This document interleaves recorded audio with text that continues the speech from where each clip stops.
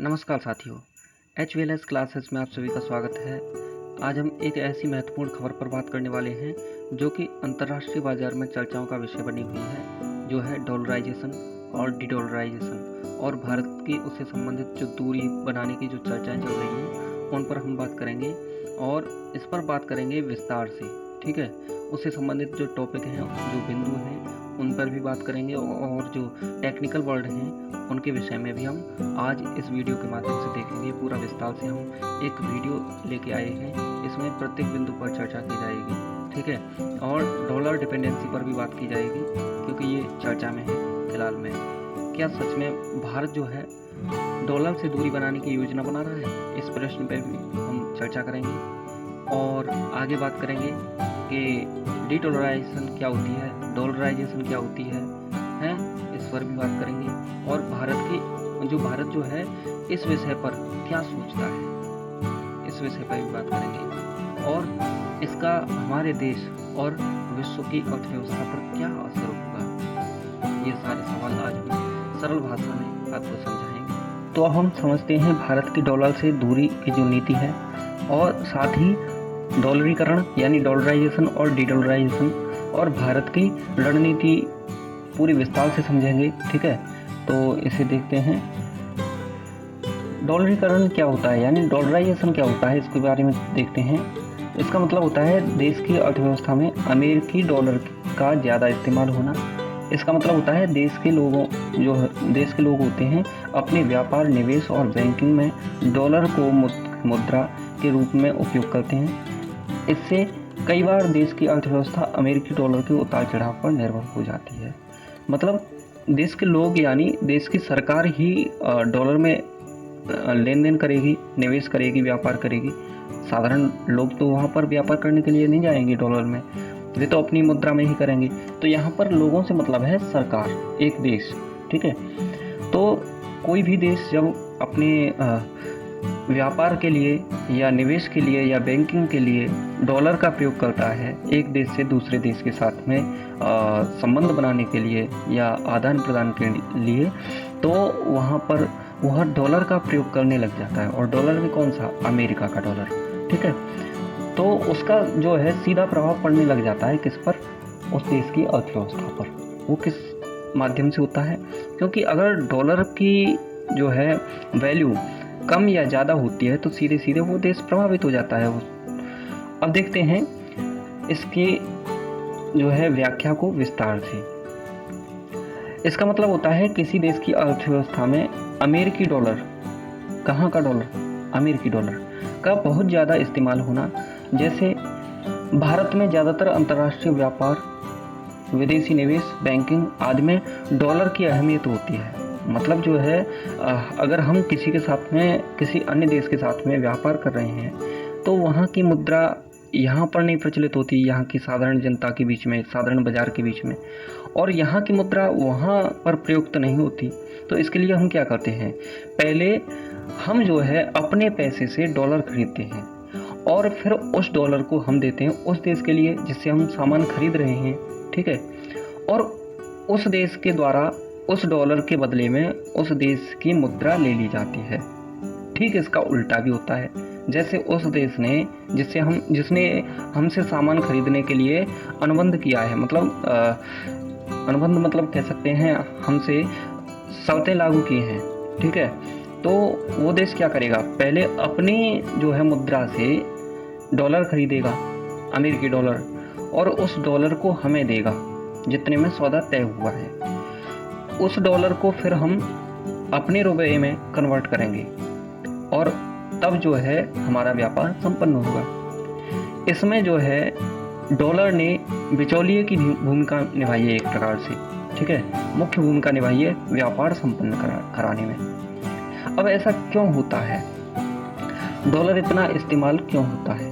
क्योंकि अमेरिकी डॉलर जो है विश्व की सबसे मजबूत और भरोसेमंद मुद्रा मानी जाती है और इसका इस्तेमाल करना जो है आसान होता है। इसी वजह से विश्व भर के देशों ने इसे अपनी आर्थिक गतिविधियों में अपनाया है। ठीक है, लेकिन इससे क्या होता है? इस प्रश्न पर भी हम विचार करते हैं। देखिए, अगर डॉलर की कीमत गिरती है या बढ़ती है तो इसका प्रभाव उन देशों की अर्थव्यवस्था पर भी सीधे सीधे पड़ता है जो डॉलर पर निर्भर है व्यापार करने के लिए। दूसरा, अगर अमेरिका अपनी नीतियों में बदलाव करता है या कोई आर्थिक प्रभाव या प्रतिबंध लगाता है, कहता है हमें जो है इतनी ड्यूटी दीजिए या इतना टैक्स दीजिए तभी हम जो है आपका जो है इंपोर्ट एक्सपोर्ट होने देंगे। जैसे अभी अमेरिका ने 50% का टैरिफ लगाया है, तो ये चर्चाओं का विषय बना हुआ है 25% करके, ठीक है, ट्रम्प साहब ने बोल दिया है। तो इस प्रकार से भी अगर अमेरिका प्रतिबंध लगाता है या अपनी शर्तें उस देश पर लागू करने की कोशिश करता है या थोपता है, तो उस देश की अर्थव्यवस्था सीधे सीधे प्रभावित हो जाती है। तो इससे भी इन दोनों देशों की अर्थव्यवस्था प्रभावित होगी, जो आयात करने वाला है उस देश की भी और जो निर्यात करने वाला है उस देश की भी, ठीक है। अब सरल भाषा में, जैसे भारत की बहुत सारी चीज़ें जो आयात होती हैं या निर्यात होती हैं, उनका भुगतान या व्यापार डॉलर में ही होता है, ठीक है। अगर भारत का बहुत सारा व्यापार डॉलर में होता है तो डॉलर की कीमत या नीतियों में बदलाव भारत की आर्थिक स्थिरता को प्रभावित कर सकता है। भारत की आर्थिक स्थिरता को समझ रहे हो? भारत की जो आर्थिक स्थिरता है मतलब उसकी वस्तुओं की जो कीमत होती है उसमें अचानक से कोई बदलाव ना आए, यकायक कोई बदलाव ना आए, वो होती है आर्थिक स्थिरता। मतलब लंबे समय तक किसी भी वस्तु की एक ही लगभग कीमत बनी रहे, समान कीमत बनी रहे, वो होती है आर्थिक स्थिरता।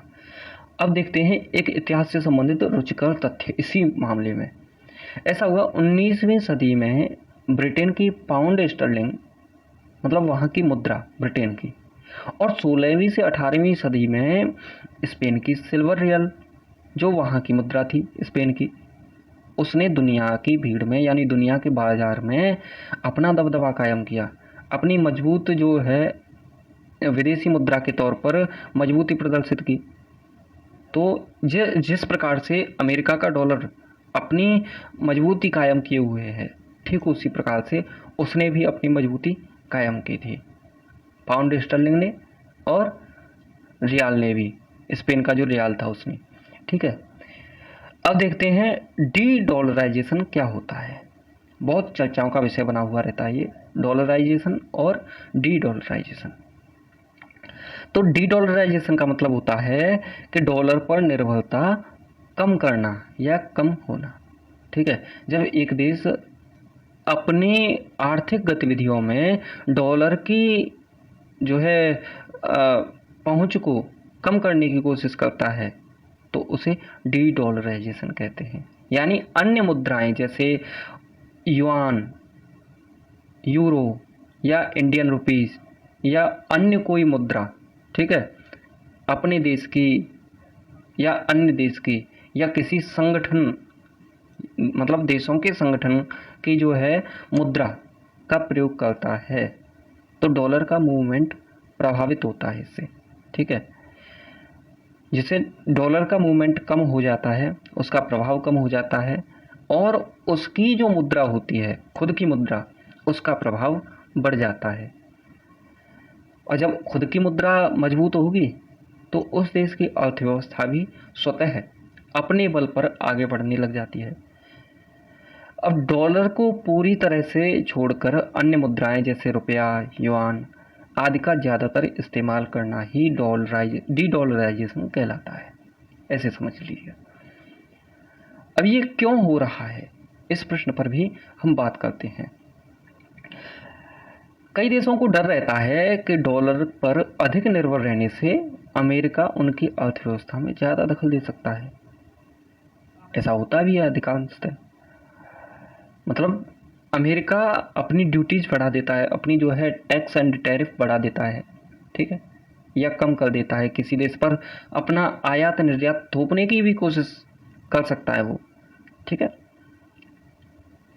दूसरा पॉइंट, डॉलर की कीमत में उतार चढ़ाव से उनकी अर्थव्यवस्था अस्थिर हो सकती है।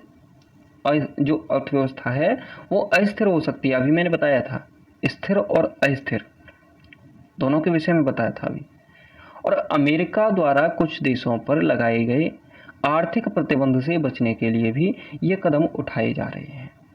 जो अमेरिका बार बार आर्थिक प्रतिबंध लगा देता है, कभी पाकिस्तान पर लगा दिया, इंडिया पर लगा दिया, कभी जो है चाइना पर लगा दिया, कभी जो है रसिया पर लगा दिया, तुम तेल नहीं निर्यात करोगे, तेल नहीं आयात करोगे, तुम अमुक वस्तु नहीं आयात करोगे, तुम जो है मोबाइल बाज़ार पर, मतलब मोबाइल फ़ोन का जो बाज़ार है उससे संबंधित, या ऑटोमोबाइल क्षेत्र पर, किसी भी क्षेत्र पर वो जो है बार बार टैरिफ लगा देता है, प्रतिबंध लगा देता है अमेरिका। तो उसको भी जो है लगाम लगाना आवश्यक हो जाता है, और उसके लिए आवश्यक है डी डॉलराइजेशन की नीति। एक उदाहरण से समझते हैं। भारत और रूस अब अपनी खुद की मुद्राओं यानी रुपया और रूबल में व्यापार कर रहे हैं। अब मतलब क्या है इसका? मतलब हम अपना रुपया रूस को देंगे तो क्या होगा कि वो हमारी मुद्रा से हमें तेल दे देगा या अमुक वस्तु दे देगा, और जब वो हमें रूबल देगा तो हम उसे अनाज या और कोई वस्तु या मोबाइल फ़ोन से संबंधित या कोई भी व्यापार से संबंधित वस्तु हमें दे देगा अपनी मुद्रा के बदले। यानी वो हमसे रुपया स्वीकार करेगा और हम उससे रूबल स्वीकार करेंगे। ये दोनों देशों के बीच में मुद्राओं का आदान प्रदान भी डॉलर को कमज़ोर करने की स्थिति बनती है। ठीक है, डी डॉलराइजेशन की। अब इसमें एक तकनीकी शब्द है डॉलर प्रभुत्व यानी डॉलर डोमिनेंस। इसे भी देख लेते हैं। डॉलर डोमिनेंस मतलब यह वैश्विक आर्थिक अर्थव्यवस्था में अमेरिकी डॉलर की केंद्रीय भूमिका को दर्शाता है। अभी जो हम बात कर रहे थे यहाँ पर, जो भी देशों के द्वारा डॉलर को बीच में, मतलब अपनी मुद्रा से डॉलर खरीदना और फिर डॉलर को दूसरे देश को देना, फिर डॉलर को बेच करके अपनी मुद्रा प्राप्त करना, इस प्रकार से जो बीच में चल रहा था तो वो डॉलर प्रभुत्व कहलाता है। यह वैश्विक आर्थिक व्यवस्था में अमेरिकी डॉलर की केंद्रीय भूमिका को निभाता है, यानी दोनों के बीच की भूमिका को निभा रहा है। ये बिचौलिए की भूमिका, एक तरह से साधारण भाषा में कहें तो। अब एक रोचक बात भी देखते हैं। डी डॉलराइजेशन की अहमियत इसलिए भी है क्योंकि यह देशों को डॉलर के मूल्य में उतार चढ़ाव और अमेरिका के आर्थिक दबाव से बचाता है। मतलब अगर हम डी डॉलराइजेशन की नीति अपनाएंगे, डॉलर की पहुंच को दोनों देशों के बीच, निर्यातक और आयातक दोनों देशों के आयात निर्यात के बीच से इसको उखाड़ फेंकेंगे, तो वो जो है उसकी अहमियत कम हो जाएगी डॉलर की। और जब डॉलर की अहमियत कम हो जाएगी तो अमेरिका जो बार बार आर्थिक प्रतिबंध लगाता है या अपनी नीतियां थोपने की कोशिश करता है किसी देश के ऊपर, तो उसका प्रभुत्व भी कम हो जाएगा। ये डी डॉलराइजेशन की नीति बहुत ही कारगर सिद्ध होती है इसमें। अब भारत की वर्तमान स्थिति और नीति को देखते हैं। भारत क्या चाहता है? भारत ने आधिकारिक तौर पर कहा है कि उसका कोई ऐसा इरादा नहीं है जहां वह पूरी तरह से डॉलर से दूर हो जाए। मतलब वह डॉलर के साथ में अपना आदान प्रदान या मुद्रा विनिमय तो करेगा, मतलब लेन देन तो करेगा, लेकिन थोड़ा कम करेगा। अन्य देशों के साथ में जो है दूसरी मुद्रा के साथ में व्यापार करेगा। भारत वैश्विक व्यापार में रुपए का विस्तार तो कर रहा है, खासकर ब्रिक्स देशों के साथ, लेकिन वह डॉलर को पूरी तरह से छोड़ना नहीं चाहता। यह कदम व्यापार में मजबूती लाने और विदेशी मुद्रा के दबाव को कम करने के लिए है, न कि अमेरिकी डॉलर को चुनौती देने के लिए। यह भारत की खुद की नीति है। ठीक है। अब ब्रिक्स और डॉलर से दूरी की जो चर्चा चल रही है, उसके विषय में भी देखते हैं। ब्रिक्स के अंतर्गत आने वाले देशों में डॉलर से जो दूरी की चर्चा चल रही है, मतलब ब्रिक्स के अंतर्गत कौन कौन से देश आते हैं, इसके नाम से ही स्पष्ट है। ब्राज़ील, रसिया, भारत, चीन और दक्षिण अफ्रीका। ठीक है, तो इनमें से कुछ देश चाहते हैं कि डॉलर की जगह एक नई वैकल्पिक मुद्रा या डिजिटल मुद्रा लाई जाए, जिससे डिजिटल शक्ति या डॉलर की शक्ति कम हो सके। भारत यहाँ संतुलन बनाए रखना चाहता है। भारत चाहता है कि अपनी स्वतंत्र नीति का समर्थन करता है। भारत अपनी स्वतंत्र नीति का समर्थन करता है और वह किसी भी देश के खिलाफ खड़ा नहीं होना चाहता। अब रुपए का विस्तार और तकनीकी पहल क्या है, इसके विषय में भी देख लेते हैं। देखिए, भारत ने विदेशी बैंकों को रुपए में खाता खोलने की अनुमति दी है अभी कुछ समय पहले ही। ठीक है, जिससे मुद्रा का इस्तेमाल तो बढ़ेगा, ये तो निश्चित है। ठीक है, और स्पेशल रुपी वॉस्ट्रो अकाउंट जैसी तकनीकी अपनाई जा रही हैं। अभी हम वॉस्ट्रो अकाउंट के बारे में आपको बताएंगे। वॉस्ट्रो अकाउंट क्या होता है, नोस्ट्रो अकाउंट क्या होता है। नोस्ट्रो और वॉस्ट्रो दोनों अकाउंट्स के बारे में हम आपको बताएंगे, जिससे विदेशी बैंक रुपए में लेन देन कर सकेंगे। ये उनके लिए आसान होगा वॉस्ट्रो अकाउंट का प्रयोग करके। और यह मुद्रा क्षेत्रीय व्यापार को आसान बनाने के लिए है, न कि डॉलर को पूरी तरह से खत्म करने के लिए।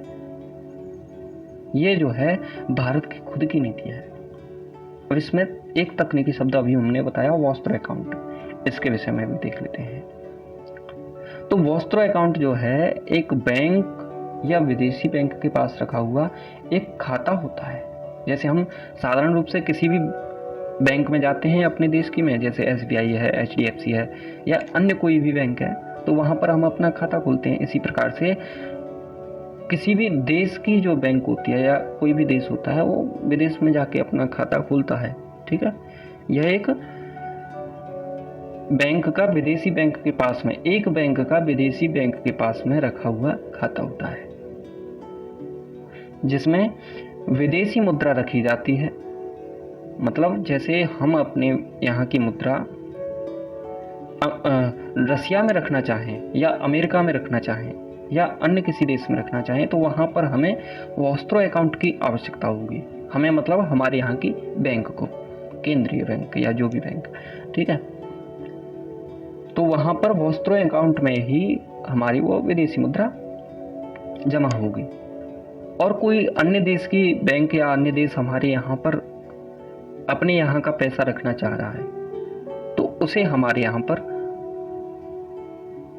अकाउंट की जरूरत होगी, जिससे दो देशों के बीच मुद्रा का लेन देन आसान हो। ये इसका उद्देश्य है। अभी नोस्ट्रो अकाउंट के बारे में भी आपको बताएंगे, तो उससे जो है आपकी समझ थोड़ी और विकसित होगी इस क्षेत्र में। अब अमेरिकी टैरिफ और भारत पर असर, इसके विषय में भी बात करते हैं। अमेरिका ने भारत पर बड़ी टैरिफ लगाई है, क्योंकि भारत रूस से तेल खरीदता है और अमेरिका चाहता है कि भारत रूस से तेल न खरीदे। वो अपने यहाँ से जो है लेन देन या आदान प्रदान करना चाहता है वस्तुओं का। रसिया पर प्रतिबंध लगाना चाहता है। भारत पर प्रतिबंध इसी वजह से उसने लगाए हुए हैं कि आप रूस से तेल न खरीदें, हथियार न खरीदें। ठीक है, इससे भारत की अमेरिकी बाजार में निर्यात जो है प्रभावित हुआ है। भारत का जो है बाजार हुआ है प्रभावित, और इसके बावजूद भारत अमेरिका के साथ अच्छे संबंध बनाए रखना चाहता है, और साथ ही वह रूस एवं ब्रिक्स के साथ भी, जो ब्रिक्स कंट्रीज हैं उनके साथ भी अपने अच्छे संबंध बनाए रखना चाहता है।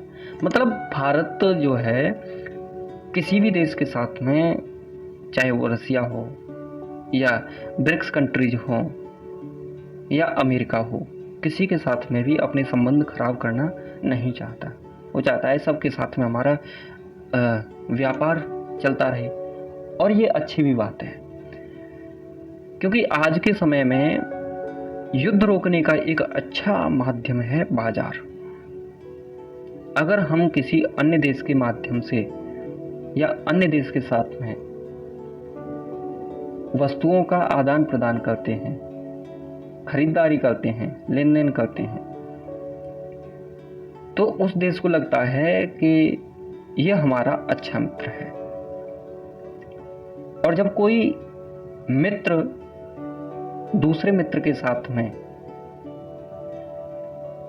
बाजारू रूप से वस्तुओं का आदान प्रदान करता है, तो वह अपनी अर्थव्यवस्था को मजबूती प्रदान करता है। और जब किसी देश के माध्यम से उसकी अर्थव्यवस्था मजबूत होती है, तो वो क्यों चाहेगा कि इसके साथ में हमारी दुश्मनी बढ़े? तो वो युद्ध नहीं करना चाहता। इससे विश्व में शांति स्थापित होती है, डायरेक्ट या इनडायरेक्ट। ठीक है, तो ये भारत का एक अच्छा कदम है। अब भारत की स्ट्रेटजी ऑटोनॉमी शब्द के विषय में जानते हैं। इसका मतलब है कि भारत अपनी आर्थिक और रणनीतिक नीतियों को खुद से तय करता है, बिना किसी बाहरी दबाव के। भारत अमेरिका, रूस और चीन के बीच संतुलन बनाने की कोशिश करता है, ताकि उसकी अपनी चमक बनी रहे। जबकि अमेरिका चाहता है कि भारत रूस से भी कोई व्यापार नहीं करे, चीन से भी कोई व्यापार नहीं करे, जबकि खुद करता रहता है उनके साथ में व्यापार। अब डॉलरीकरण से दूर जाने के फायदे और नुकसान के विषय में भी जानते हैं। पॉइंट वाइज हम समझते चल रहे हैं, एक एक बात शॉर्ट में। ये आपको ऐसे वगैरह में भी काम आएंगी, निबंध लिखने में भी। ठीक है, और वैसे भी अगर प्रीलिम्स का एग्ज़ाम होता है तो उसमें आपकी समझ विकसित करके जो क्वेश्चन बनते हैं असर्शन रीजन के, तो उसमें भी आपके काम आ सकता है। तो मुद्रा जो है, मुद्रा नीति पर ज़्यादा नियंत्रण होगा। अगर डॉलरीकरण से हम दूर जाएंगे तो मुद्रा नीति पर हमारा ज़्यादा नियंत्रण होगा। डॉलर के उतार चढ़ाव से हम पर कम प्रभाव पड़ेगा। हम पर मतलब हमारी अर्थव्यवस्था पर, या किसी भी देश की अर्थव्यवस्था पर जो डॉलर से दूरी बनाए रखने की कोशिश कर रहा है। आर्थिक प्रतिबंधों का प्रभाव भी कम होगा उस पर। मतलब अगर अमेरिका आर्थिक प्रतिबंध लगाता है उस देश पर, तो उन आर्थिक प्रतिबंधों का भी कम असर होगा। तुम लगा दो आर्थिक प्रतिबंध, क्या होता है? हम व्यापार तो दूसरे देश के साथ में अपनी मुद्रा में कर रहे हैं। अब इसके नुकसान क्या होंगे वो भी देख लेते हैं।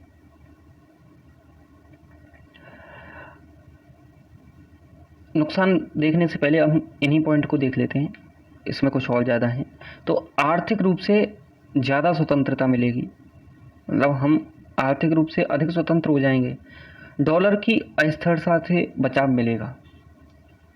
डॉलर की जो अस्थिरता होती है, कभी डॉलर 80 रुपये में मिल रहा है और कभी हो गया 85 रुपये या कभी 65 रह गया, तो उसकी जो अस्थिरता है उससे भी हमें बचाव होगा। नए व्यापार और निवेश के अवसर मिलेंगे। भाई अगर हम डॉलर को छोड़कर किसी अन्य देश की मुद्रा के साथ में व्यापार करेंगे तो हमें उस देश के साथ में भी तो लेन देन के अवसर बढ़ जाएंगे ना। अब इसके नुकसान क्या होंगे? विदेशी निवेशकों का भरोसा कम हो सकता है। इससे मुद्रा विनिमय दर की जो मुद्रा विनिमय दर है उसमें जटिलता आ सकती है। वैश्विक व्यापार में चुनौतियां बढ़ सकती हैं। ठीक है, विदेशी निवेशकों का भरोसा कम हो सकता है हमारे ऊपर, व्यापार जटिल हो सकता है। बदलाव के कारण शुरुआती दौर में आर्थिक अस्थिरता भी आ सकती है। एकाएक कोई देश किसी नई मुद्रा पर तुरंत ही कैसे विश्वास करेगा, या कोई ग्राहक, कोई जैसे ग्राहक देश है कोई, वो हम पर कैसे विश्वास करेगा, हमारी मुद्रा पर कैसे विश्वास करेगा। मान के चलिए हमने 1000 करोड़ का कोई सामान खरीदा अपनी मुद्रा से और उसने 1000 करोड़ रुपए हमारे स्वीकार कर लिए। बाई द चांस हमारी अर्थव्यवस्था किसी भी कारण से कोलैप्स कर जाती है तो उसकी जो है रखी हुई रकम 1000 करोड़ थी, उसकी कीमत कम हो जाएगी या बढ़ जाएगी। इस प्रकार से भी तो प्रभाव पड़ेगा ना उस पर, यह डर बना रहेगा उसके अंतर्गत। इसलिए उसकी स्थिति पर, उसकी अर्थव्यवस्था पर गहरा प्रभाव पड़ सकता है। ये इसके नुकसान हैं। अब देखिए डी डॉलराइजेशन क्यों तेजी से बढ़ रहा है, इस पे भी हम विचार कर लेते हैं। अमेरिकी डॉलर ने बहुत देर तक विश्व की सबसे मजबूत मुद्रा होने का काम किया, लेकिन अब स्थिति बदल रही है। सब देश चाहते हैं कि कोई एक देश जो है संपूर्ण विश्व के ऊपर अपनी प्रभुसत्ता स्थापित न कर सके किसी भी कारण से, सबकी अपनी प्रभुसत्ता स्वतंत्र रहे। इसलिए सभी लोग चाहते हैं, मतलब सभी देश चाहते हैं कि डी डॉलराइजेशन, मतलब अमेरिका का जो डॉलर है उसकी स्थिति सीमित बनी रहे। कई देशों का कहना है कि उन्हें अपनी आर्थिक नीतियों में खुद फैसला लेने का अधिकार होना चाहिए, और ये बात सत्य भी है। कोई भी देश किसी अन्य देश पर डिपेंड क्यों हो, ये सोचने वाली बात है। दूसरा और तीसरा पॉइंट जो है भू राजनीतिक तनाव, अर्थव्यवस्था में उतार चढ़ाव, और अमेरिका की नीतियों ने इसे जरूरी बना दिया है। अमेरिका जब चाहता है, जिसके ऊपर चाहता है, अपना टैरिफ लगा देता है, ठीक है। तो इसलिए भी ये आवश्यक हो जाता है। अब भविष्य की संभावनाएं क्या हैं? भविष्य की संभावनाओं के विषय में हम देखते हैं कि भारत रुपए के अंतर्राष्ट्रीय स्तर पर बढ़ते इस्तेमाल पर ध्यान दे रहा है। भारत चाहता है कि रुपए की जो प्रभुसत्ता है वो थोड़ी सी बढ़े, ऊपर आए, अंतर्राष्ट्रीय बाजार में रुपए की साख बढ़े, ठीक है। और भारत जो है डिजिटल मुद्रा और ब्रिक्स प्लस जैसे पहल में भी भाग ले रहा है। भारत की नीति संतुलन वाली है, वो किसी के साथ में बिगाड़ना नहीं चाहता, सबको साथ लेके चलना चाहता है। बदलाव धीरे धीरे और सोच समझकर हो रहे हैं, मतलब भारत बहुत सोच समझकर कदम बढ़ा रहा है, धीरे धीरे धीरे धीरे, ठीक है। अब हम कुछ टेक्निकल शब्दों के विषय में देखते हैं। अभी हमने बोला था हम इन्हें विस्तार से देखेंगे, नोस्त्रो, वोस्त्रो और भी कुछ टेक्निकल शब्द हैं, ठीक है। तो वोस्त्रो अकाउंट का जो अर्थ होता है कि यह एक प्रकार का बैंक खाता होता है जो एक घरेलू बैंक, जैसे भारत में जो भारतीय बैंक हैं वो बैंक किसी विदेशी बैंक जैसे रूस का कोई बैंक की ओर से अपनी देश की मुद्रा में खाता खुलता है, ठीक है। एक बार पुनः देखिए, वोस्त्रो अकाउंट एक प्रकार का बैंक खाता होता है जो एक घरेलू बैंक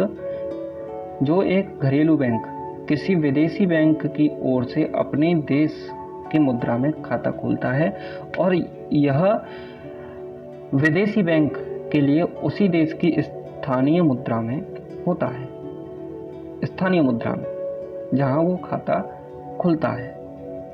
मान के चलिए रूस के किसी बैंक ने यहाँ पर भारत में आके किसी भी बैंक ने किसी भी स्थान पर, भारत के किसी भी स्थान पर किसी भी बैंक में अपना खाता खोला, तो यह यहाँ की ही मुद्रा के साथ में वहां पर लेन देन होगा। अब आगे देखिए, इसे आसान भाषा में समझ लीजिए कि मान लीजिए भारत का बैंक है जैसे SBI, रूस के किसी बैंक की ओर से भारत में रुपए का एक खाता खुलता है, यह खाता वॉस्त्रो अकाउंट कहलाएगा। इससे रूस का बैंक भारत में रुपए रख सकता है। रूस का बैंक भारत में एसबीआई के माध्यम से रुपए रख सकता है और भारत में भारतीय रुपयों का लेन देन भी कर सकता है। भारतीय रुपए के माध्यम से लेन देन भी कर सकता है। उदाहरण के लिए भारत के बैंक ने रूस के एक बैंक के लिए भारत में रुपए का वॉस्त्रो अकाउंट खोला। रूस में कोई व्यापारी भारत से सामान खरीदना चाहता है। रूस में कोई व्यापारी भारत से सामान खरीदना चाहता है तो वह उस वॉस्त्रो अकाउंट में रुपए जमा कर सकता है और फिर ये रुपए भारतीय बैंक द्वारा विक्रेता को दे दिए जाते हैं। मतलब जैसे मैंने आपसे सामान खरीदा और आपकी मुद्रा है 1 किलो अनाज, मतलब 1 रुपया। आपके यहाँ 1 किलो अनाज, मेरे यहाँ 1 रुपया। तो उस अनाज और रुपए का जो लेन देन है, विनिमय, वो हम दोनों के बीच में चलेगा इस प्रकार से। और इससे रूस और भारत के बीच में रुपए में व्यापार संभव हो पाता है, न केवल डॉलर में। पहले डॉलर में ऐसा होता था, ठीक है, लेकिन इससे यह संभव हो जाता है कि हम आप अपनी मुद्रा से आपसी तालमेल बिठाते हुए व्यापार कर सकते हैं। अब इससे फायदा क्या होता है? विदेशी बैंक को स्थानीय मुद्रा में व्यापार करने का मौका मिलता है। भारत और उसके व्यापारिक समझौते जो साझेदार हैं, उन देशों के बीच मुद्रा विनिमय सरल और तेज हो जाता है। पहले जो है डॉलर और उन देशों की मुद्राओं में परिवर्तन में समय अधिक लगता था, जिसके कारण व्यापार स्लो हो जाता। लेकिन जब अपनी ही मुद्राओं में वे आदान प्रदान करेंगे वस्तुओं का, तो ये विनिमय सरल और तेज हो जाएगा। अब अगला पॉइंट देखते हैं। भारत को डॉलर पर निर्भरता कम करने में मदद मिलती है इससे, और यह प्रक्रिया निर्यातकों के लिए फंडिंग और भुगतान के झंझट को भी कम करती है। अब अगला तकनीकी हम शब्द देखते हैं, घरेलू बैंक। घरेलू बैंक मतलब वह बैंक जो किसी देश के अंदर काम करता है। जैसे भारत में एसबीआई है या एचडीएफसी, पंजाब नेशनल बैंक, या अन्य जो भी है, कोटक महिंद्रा वगैरह जो भी बैंक है, तो वो भारत की घरेलू बैंक कहलाएंगे। और विदेशी बैंक ऐसी कोई बैंक जो किसी दूसरे देश का होता है। मान के चलिए किसी दूसरे देश का बैंक यहाँ पर भारत में खुला हुआ हो। अब देखते हैं स्थानीय मुद्रा। जिस देश में लेन देन होता है उस देश की मुद्रा, जैसे भारत में रुपया, ये स्थानीय मुद्रा है। लेन देन क्या होता है? पैसा भेजना या प्राप्त करना, ट्रांजैक्शन, ठीक है। किसी अन्य के लिए पैसा भेजना या किसी अन्य से पैसा जो है प्राप्त करना। अब एक रोमांचक तथ्य देख लेते हैं। भारत ने हाल ही में रूस जैसे देशों के साथ व्यापार को आसान बनाने के लिए कई ऐसे वॉस्त्रो अकाउंटों को अनुमति दी है। इसे खासतौर पर ऐसे देशों के साथ व्यापार के लिए डिजाइन किया गया है जहां पर डॉलर आधार पर प्रतिबंध या समस्याएं हैं। इस प्रकार वॉस्त्रो अकाउंट एक बैंकिंग उपकरण है जो भारतीय रुपया जैसे स्थानीय मुद्रा के जरिए अंतर्राष्ट्रीय व्यापार को आसान और तेज बनाता है। जैसे राजू भारत में रहता है या आप ही भारत में रहते हैं और आपका दोस्त रूस के इवान शहर में रहता है, तो राजू का जो बैंक है या आपका जो बैंक है, इवान के बैंक के लिए रुपए का विशेष खाता खोलता है। अब इवान का जो बैंक है वो राजू को रुपए में पैसा भेज सकता है बिना डॉलर के इस्तेमाल किए, जिससे दोनों देशों के बीच व्यापार सुगम हो जाता है। अब नॉस्त्रो अकाउंट के बारे में देख लेते हैं। नॉस्त्रो अकाउंट क्या होता है कि किसी बैंक द्वारा विदेशी बैंक में खाता खोला जाए, मतलब यहाँ की बैंक किसी दूसरे देश की बैंक के अंदर खाता खोले। सरल भाषा में यह हमारा खाता होता है खुद का, जो किसी दूसरे देश की बैंक में मौजूद होता है। मतलब भारत का बैंक जब विदेश के साथ में या विदेशी बैंक के साथ में अपना खाता खोलता है तो वह नॉस्ट्रो अकाउंट कहलाता है। यह खाता उस बैंक के लिए होता है जिससे वह विदेश में हो रहे लेन देन को देखता है और नियंत्रित करता है।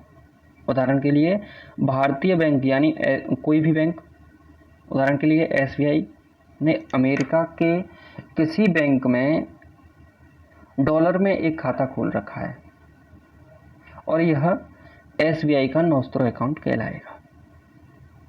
अब इसमें इन दोनों में थोड़ा अंतर देख लेते हैं, नॉस्ट्रो अकाउंट और वॉस्ट्रो अकाउंट में। नॉस्ट्रो अकाउंट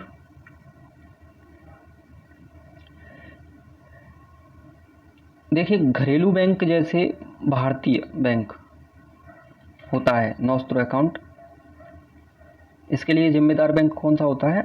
घरेलू बैंक होता है जैसे भारतीय बैंक, और वॉस्ट्रो अकाउंट विदेशी बैंक जिम्मेदार होता है। ठीक है, खाता किसके पास में होता है? नॉस्ट्रो अकाउंट का खाता विदेशी बैंक के साथ में, जैसे अमेरिका का बैंक उसके साथ में होता है, और वॉस्ट्रो अकाउंट का खाता घरेलू बैंक के नाम पर विदेशी बैंक में होता है। अब खाते का अर्थ क्या है? हमारा खाता, मतलब हमारा पैसा विदेश में, वॉस्ट्रो अकाउंट में, और नॉस्ट्रो अकाउंट में खाते का मतलब आपका खाता किसी विदेशी बैंक में। ठीक है, मतलब किसी व्यक्ति या किसी देश का खाता या रुपया विदेशी बैंक में जमा हो। तो ये आपने समझा। अब नॉस्ट्रो अकाउंट की जो मुद्रा है उसे देखते हैं। नॉस्ट्रो अकाउंट की मुद्रा सामान्यतः विदेशी मुद्रा में होती है, जिस देश के साथ में हम लेन देन कर रहे हैं, और वॉस्ट्रो अकाउंट जो है घरेलू मुद्रा में हो सकती है। नॉस्ट्रो का उद्देश्य क्या होता है? विदेश में होने वाले लेन देन को देखना, और वॉस्ट्रो अकाउंट का उद्देश्य जो होता है विदेशी बैंक द्वारा घरेलू बैंक की सेवाएं उपलब्ध कराना। जैसे हम ऐसे भी समझ सकते हैं, जैसे मान के चलिए आप किसी अन्य देश में गए और वहाँ पर आपने वॉस्ट्रो अकाउंट खुलवाया, तो वहाँ की बैंक आपको उसी प्रकार से सेवाएं उपलब्ध करा सकती है वॉस्ट्रो अकाउंट के माध्यम से, जैसे आप घरेलू बैंक में सेवाएं प्राप्त करते हैं, पैसे का ट्रांजैक्शन करना या लेन देन करना। अब एक उदाहरण के साथ समझते हैं नॉस्ट्रो अकाउंट क्या होता है। भारतीय बैंक ने न्यूयॉर्क में डॉलर में खाता खोला है। यह भारत का हमारा खाता होता है नॉस्ट्रो, जहां भारत अपनी विदेशी मुद्रा रखता है। वॉस्ट्रो अकाउंट क्या होता है? न्यूयॉर्क बैंक ने भारत में भारतीय बैंक के लिए रुपयों में खाता खोला है, तो यह आपका अपना खाता होता है, यानी वॉस्ट्रो अकाउंट होता है, जो भारतीय बैंक के लिए होता है। अब रोजमर्रा में इसका मतलब क्या होता है? सोचिए, आपका जो विदेश में पैसा, आप जो हैं विदेश में पैसा भेजना चाहते हैं, तो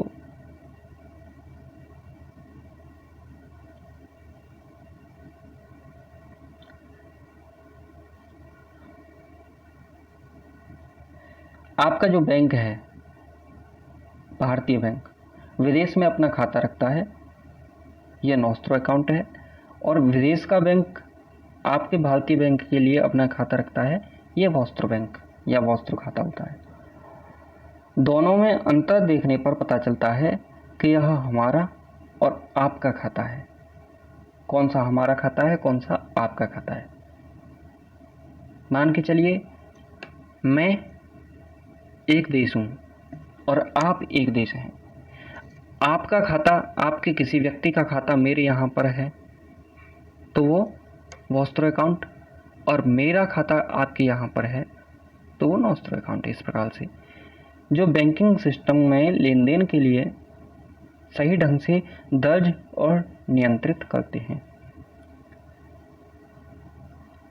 अब ऐसे समझिए जैसे राजू का बॉलीवुड बैंक इंडिया में है, उस बैंक ने न्यूयॉर्क के बैंक में डॉलर का अपना खाता खोला है और यह राजू के बैंक का नॉस्त्रो खाता है।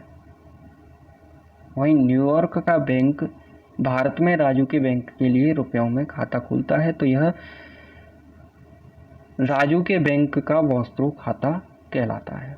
अब एक टेक्निकल वर्ड और देखते हैं, ब्रेटन वुड्स समझौता। ये बहुत पूछा जाता है, कभी कभी स्टेटमेंट भी आ जाता है इससे संबंधित, वर्ड्स भी पूछ लिया जाता है। वर्ष 1944 में दुनिया के 44 देशों ने मिलकर यह तय किया कि अमेरिकी डॉलर को विश्व की प्रमुख आरक्षित मुद्रा मानी जाए। सरल भाषा में यह दुनिया ने डॉलर को मैनेज करने की भूमिका देने जैसा समझा ताकि आर्थिक लेन देन सभी देश इससे कर सकें। उदाहरण के लिए इस समझौते के बाद सभी देशों ने अपनी मुद्राओं को डॉलर से जोड़ दिया। अब वैश्विक आरक्षित मुद्रा यानी ग्लोबल रिजर्व करेंसी क्या होती है उसके विषय में भी देखते हैं। यह मुद्रा जिसे विश्व भर के सभी देश अपने विदेश नीति और वित्तीय भंडार के लिए रखते हैं। सरल भाषा में एक देश की बचत जो दूसरे देश के साथ व्यापार में काम आती है, ये वैश्विक आरक्षित मुद्रा कहलाती है।